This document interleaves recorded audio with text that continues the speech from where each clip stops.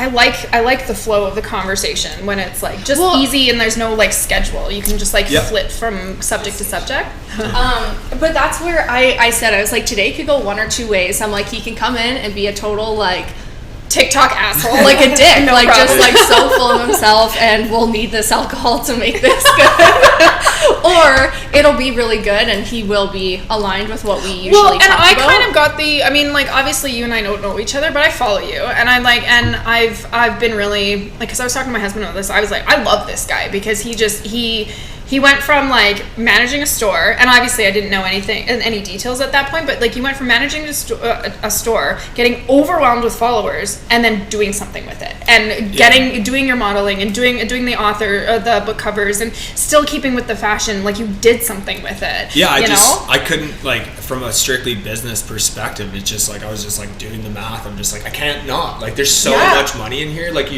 my like favorite analogy I try to use often is like, you look at the Saddle Dome in a hockey game and what people pay for advertising to be in front of what, like 15 to 20,000 people for like a second of like not even close to having their full attention span. Like, my stories get double that, and like I've got their fucking attention, you know what I mean? So like, it is a very, very powerful tool. And just strictly like profit versus expense, like I've got like, it's free, zero fucking overhead. It's like 100% profit. Like, that's amazing. It is a crazy business to get into. I could not do it, and I was like, I gotta try and make something. It's a nice perspective to hear, your perspective on it, because like Jenna and I are obviously, we're in the service industry. Like, I do lashes, you do hair, I'm like an online coach and stuff, so we're still doing, we don't have the followers, we don't have the views, we don't have the likes. I mean, like, we have got our diehard fans that message us, but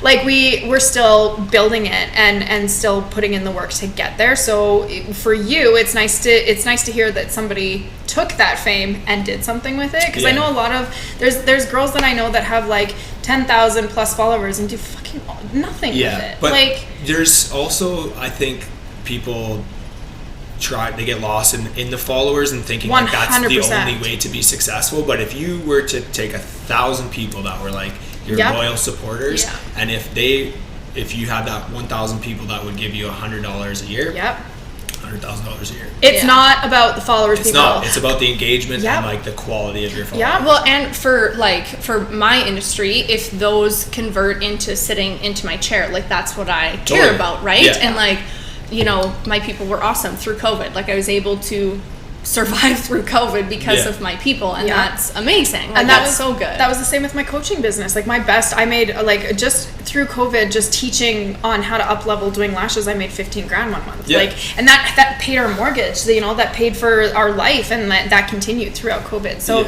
and I definitely do not have 200,000+ followers. So I think there's more power in like micro influencers, honestly, because they just can be more engaged. Like, I can't fucking keep up to what's happening. I know. I try, like, and like, it's random that we connected, because I'll just like, one day I'll go through and be like, okay, I gotta try to like engage with some people, and I'll just pick random people to talk to, and I lose a lot. Like, if I look at someone with a big following, I just like scroll past them, and just like, whatever, because they're not going to see. They don't need the like, they don't need that. But like, when you can engage with your following and like have supporters, and they want to like hype you up, they're like, oh, I like this person, I'm gonna, you know what I mean? And you guys, like, I was not expecting Rhylan to message me back at all, but like, I just thought that like, because I just that post, man, that story, I can't get over it. Do you remember which one it was?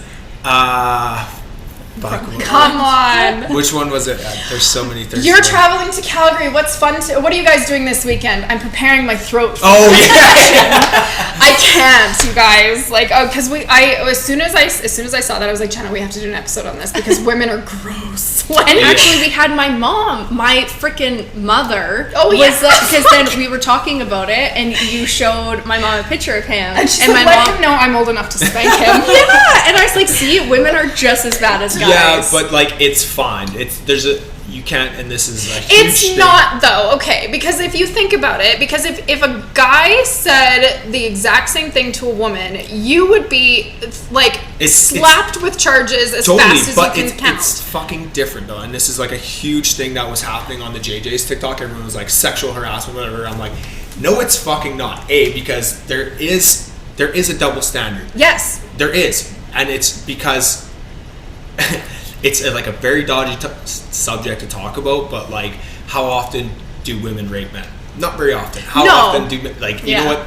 There is a power dynamic there that's like, you can't deny it. Like, but that's physical though, because like if you think about social media and like, because I've gotten sugar daddy requests. I've gotten like, I'll pay you $2,000 a day just to send me good morning texts, and I'm just like, it's weird. I think it's different. I think it's totally different, because me as a man, like if some girl's like coming up and like hitting on me, I can fend her off. I can, you know what I mean? That's fair. Like, if some chick comes up to me in a back alley and is like being fucking weird to me, like I'm 100% confident I will get out of that situation. What about roles reversed? Like roles reversed is different. Well, what about like how do you feel about the ridiculous, like, first of all, I can't even imagine this woman sitting there thinking this. I'm gonna prepare my throat for you. First of all, so I can't believe she said that to you. But that's where like shit like that on your podcast would be so fascinating. Like, how do you deal with stuff like that? Like, how do you navigate it? I'm 100% transparent. What the fuck are my words? Okay. Tequila. I enjoy it. It's a compliment to me. Like, if someone's gonna like, I never had women giving a shit about me for a very fucking long time. So someone, when I'm driving to Calgary, is like, you know what I mean? Yeah. Honestly, it's like every guy's fantasy to be desired in this kind of way. Like, I do not. You're not complaining. I am not complaining. Like, Okay. It's not something I'm worried about. Like, it's are not you offended by it a little bit? No, I'm not like, oh, poor me. Some chick wants me to come fuck her face. Like, that's fair. You know what I mean? Like, it's okay. Yeah. Because like we were coming up with like, I mean, I don't know, like, because what if that happened to you in real life? Like, what if some chick just walked up to you? Do people actually say comments like that in real life, like face to face? Face to face, not as much. That's what I thought. But not it as happens. much, but it does happen. Like, okay. I mean, you gotta be a confident woman to do that. Hey, I know you. You're hot bus. I'm gonna prepare my throat for you tonight. Yeah, it's usually not that aggressive. Right? That's what I mean. It's more like, here's my number or whatever. Yeah. You know, like. But that's normal. But like, I don't think. Yeah, like that's what I mean. Because I feel like a guy would walk up to a girl and say shit like that. I don't do that. I don't hit on women. Like, I wait for girls to approach me. Jesus. Yeah. Who is this guy? Like, cause like I know, like, cause like a bunch of my husband always says like, I could be he's like, I'm confident in myself and who I am. I could walk up to the hottest girl in the room and talk to her. And there's a lot of guys that won't do that. Like, his buddy always, I don't understand how you get such good looking women. And Jerry's like, I take a chance. It's a risk. Like, I'm not the best looking dude, but I'm confident and I'll approach them.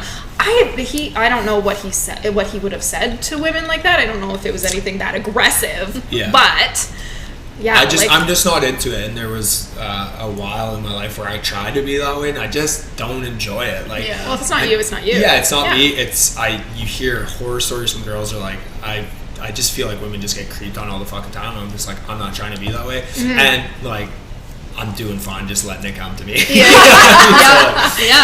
There's nothing wrong with that. Yeah, I don't have. I mean, I'm fortunate, I guess. Like, I don't really have to do that, but I just. And he says he doesn't know that he's good looking. Just kidding. No, I just like genuinely. It's not. I swear it's not coming from like a cocky standpoint. It's just like, I don't enjoy going up and being like. In somebody's face and because I do fine just letting it happen, and like I'm not that desperate to like. That's another manifestation thing though too, because you're just like, because you say I am fortunate, I am like I let it come to me, and like and it happens, and so it does happen. Yeah. I mean, I feel like that's good. Yeah. Okay, so big goals for this year? Anything? 2022. Anything major? 2022. Honestly, my biggest goals are just like my physique. Like, that's something. Yeah. Once I get off the tequila shit. Tequila is not bad for you. Calm down. No, I know it's not. It's this is sugar-free. Basically water. Yeah. What is this? Like, is it like? How do you say it? LaCroix. LaCroix. Is it LaCroix? Yeah, the Croix. The cross. Yeah, it's actually like, it's crazy. They put scripture in those cases. What? Really? Oh yeah, they put little paper pamphlets in there. Oh, that's Interesting. Hit you with some Jesus. Well, I like it. Let's cheers to Jesus. Cheers to Jesus. Cheers to Jesus. Would be proud. Thanks, bro. Well, I wanted to ask you about. Oh wait, I totally like cut off that. Oh, his Just goal being is hit. physique. Yeah, physique. I wanted to ask you about Thirst Trap a little bit more. Like, Sure. how did that get started, and like, what was your motivation behind starting something like that? I've always just loved podcasts. Like, I've listened to podcasts my Yeah. entire life, and You need to listen to Andy. I will. Andy Frisella. And I just like enjoy a conversation. I want like I struggle because like I know that the dating thing is gonna be our wheelhouse, but like I genuinely just like having conversations about life. I think podcast format forces you to actually like think out your thoughts. A lot of the time I'll just have these like crazy this shit going on in my brain that I don't fully think through, and like having a conversation, putting it in front of people forces me to articulate it, actually make sense of the shit that's going on. Of what's here. going on. I know for sure, like with Tequila Talk Tuesday, it's definitely kept me a little bit more accountable to what I'm saying that I'm going to do. Because if I say it and I post it, it's like, well, fuck. Like, I'm gonna, even if it's like one or two people's like, what happened to this? You said you were going to do this on this last episode. Oh, shit. You know, like, it definitely keeps me a little bit more accountable. And it helps us talk through kind of our techniques and what we do. And if we can help even just like 5 people. Yeah. Totally. That's what it's all about. Yeah. If somebody catches, I love that when you hear someone that just relates and is like, oh, this was relatable. Oh, thank you. I love this. It's just, that's what it's all about. And I mean, there's also the aspect, like I love Gary Vee, and he's just like, you need to be everywhere, like posting. Yeah. Okay, so this surprise. Okay, so if you like Gary Vee, Andy is Gary Vee is a little bit more soft spoken. Oh, yeah. Andy is like swears a lot and he's aggressive and in your face and will like. His podcast is called Real AF. Yeah. Like, it's he swears a lot, and he's very, very. He's aggressive. Brutal. He's aggressive. Brutal honesty. That's what he is. Yeah, like he definitely tells you how it is. Yeah, but no, I think that you have, obviously a ton of potential. You're just basically like scratching the surface right now. Yeah, because you've got 7 episodes out, 8. Yeah, I think 8 now. Yeah, and we got some irons in the fire with Barstool, so we're trying to like. Fun. Ooh, that would be. I mean, that's the goal. Like, we'd love to get picked up by somebody, and I would love to be able to do it full time and like. Podcasting? Yeah. Okay. Like, I think that would be so much fun. Yeah. And it's just slowly kind of happened. Like, Beneath actually sponsored it originally, and they paid for all the equipment. And everything. Wow! So there you go. So yeah, I've got like. Remember us small people when you when you like you blow up 1.1 million. We're we love this is it's my favorite part of my business, definitely, is Tequila Talk Tuesday. I just love doing it. I love talking about it. I love getting it's thoughts. fun to connect with people. Like, yes, it's super fun. we love shot in the dark. I never ever would have thought. Like, I think we were tequila fueled that day too. I was like, fuck it, I'm gonna do it. Rylan. But we that's our goal for our tequila. What do we call this? It's not a podcast. It's like a series. Well, we said now that maybe it will be a podcast. We'll upload the audio. Yeah, I'll unlink the audio. But like, what our goals is definitely to like keep spreading and keep doing social connecting and communicating and like spreading. Like I said, if we can help, if we can just, we're not here to tell people what to do. No. But have a conversation about it, and if you're inspired by it, then I think it's just good to get people thinking about other avenues of being successful, because I've had some friends that they have done their job forever and they're miserable and they hate it. Yeah. And then they I've reach been out. that guy. Yeah. And then they're like, I wish I could be you and do something different and do all these things. And I'm like, well, you can. Yeah. You just do it, you know? Like, and I feel like with definitely with doing all this information that we're talking about, even it's not new. It's not new concepts, but it's who people resonate. Like, so if I feel like if on Thirst Trap, even if you like breached this topic at all, like manifestation, energy work, any of that, somebody is going to resonate with it. It's not new, but you said it, so they resonated with it, right? And that's kind of our goal. Yeah, absolutely. There's like this whole element of social media that I love. Like, even this, just being here, like, this is some random ass shit. You know what I mean? Yeah. But I love where this is taking me. Like, it's taking me to Seattle. It's taking me all over the world, and it's just, that's like, I love that part of life. Like, I love the saying of like, am I in resistance or am I in flow? Like, am I in the stream of life? Like, am I just letting life take me where it's going to take me? Like, I love how weird it gets, and how, like, I mean, I've worked in Russia, I've fucking done, like, I've done some crazy shit in my life, and it's all about just being open and just seeing where it takes you. Like, all right, I have 2 questions for you. Okay. What nationality are you? I'm mostly native. Oh, okay, cool. Yeah, my last name is Russian, but that's my my adopted family. You're adopted. Yeah. Wow, that's cool. So I'm adopted. My nationality is Russian. Oh, cool. Yeah, привет, Ivan. Yeah. Cheers. Oh no, wait, we gotta do it. Dastorovia. Cheers. Haha. Connection. And then my second question was, what made you say yes to us? Just honestly, I love people reaching out, and like, because I've done that, and I just try to engage as much as I can and just get out there. Like, I just love how random it is. It's like, hey, I'm gonna go up to this apartment and fucking 17 podcast with 2 people I've never met. Like, sounds fun. Like, so what else am I gonna do? Okay, all right. Because I was definitely wondering, because I was like, because again, I never thought that you would say yes, and when you did, it was just like, that's awesome. Why did you say yes? I mean, because I hope this doesn't sound cocky, but like, I want bigger followings to come on my podcast. Yes. I'm gonna get that is if I'm doing that, like, it goes right. Yes. So, like, we appreciate that. Like, it doesn't mean much, but like, if I can give you guys some code and get you whatever. But it does. But it does, though, because then it's not only does, like, we can use your audience, because we hope you post your stories, you know. Of course. Hint, hint. But it also kind of gives us the courage to reach out to, like, bigger audiences. And then the more people we do it with, the more.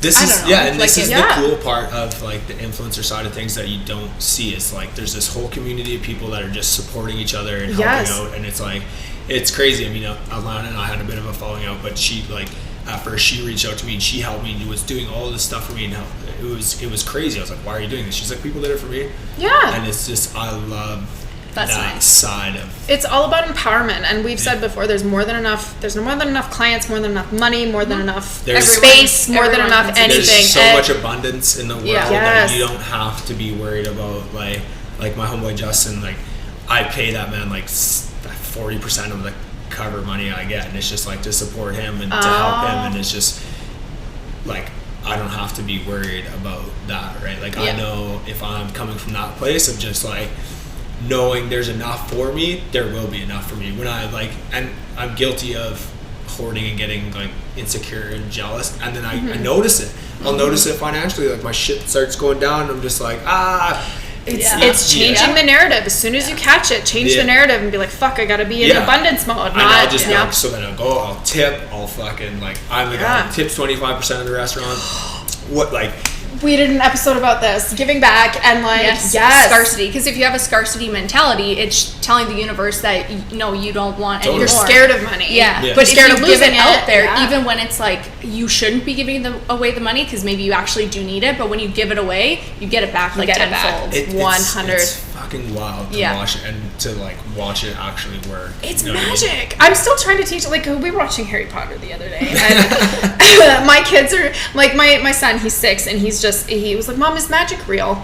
And I, without a doubt, without any hesitation, was like, yes. Magic is 100% real. You create the magic, but magic is 100% real. We're all connected to this, like, interconnected energies, and like all the I could talk about this forever. Oh yeah, it's that's what life's all about. Like, there's a power out there that you can access that is very fucking real, and it gets distorted. But like, I think if you go back, like, me personally, I kind of love the Bible. I love what Jesus was like talking about. Like, I think that was some real shit that got distorted by just humanity and got corrupted. So do you? I never remember names on this thing ever. I read them and then I never remember the names, but I will get it to you. But anyways, there's this guy. He was in the Neville Goddard. That's his name, Neville Goddard. Do you know who he is? No. Okay, so he was he was alive in the 50s, and he wrote a bunch of books basically talking about how the Bible is it's not real stories, they're anecdotes on how to manifest. Totally, It's a how-to guide on how to manifest. And if you actually read through his books, and then you start, especially if you're a religious human, you're like, holy fuck, like Moses parting the sea and all this stuff, you're just like, that wasn't... It's a total... don't take it literally. If you take it literally, you're missing the fucking point. Yeah. But if you take, like, the Sermon on the Mount, there's a book, the Sermon on the Mount by Emma Fox. It's game-changing. Like, and it's all about, like, your thoughts. Like, your thoughts are exactly what you're going to experience, and it's that whole... It's like a roadmap. It's a roadmap of how to use it properly. Well, and he talks about like the queens of old and the kings of old, and how they come together, and how and then if you actually think about it, your subconscious is like, he talks about the womb all the time, but like if you think about it, like your subconscious is the womb, and that's where you grow all your ideas, and how you and that's how you grow your like DNA of what you want in life, and then you're still connected, and it's just like you go, it's mind blowing. I could talk about it forever. This is like the sweetest part of life. Like there's this whole other fucking side that we don't get taught about, like in school or anything. It's just like, this is the most important thing. Yes. Like there's nothing else. Knowing your potential, knowing your worth, and we talked about this before too. Knowing that you're worth more, and you can progress towards more, but actually having that understanding in yourself that you can access it without having somebody give it to you, or working 9 to 5 for somebody else. Yeah. Who's manifesting I think it. we should all go to the Amazon and do ayahuasca. I think that's where we'll understand what's going on. Well, I feel like this is a good note to wrap it up on. Sure. That we ask all of our guests one question: is what is your favorite advice that you've been given, or that you would give someone else? Favorite advice would be to stop caring what people think. Yes, that is my mantra of life. Do not give a yes. fuck what anybody else thinks. Yeah. No, you don't know it to anyone, and people aren't fucking thinking about you that often.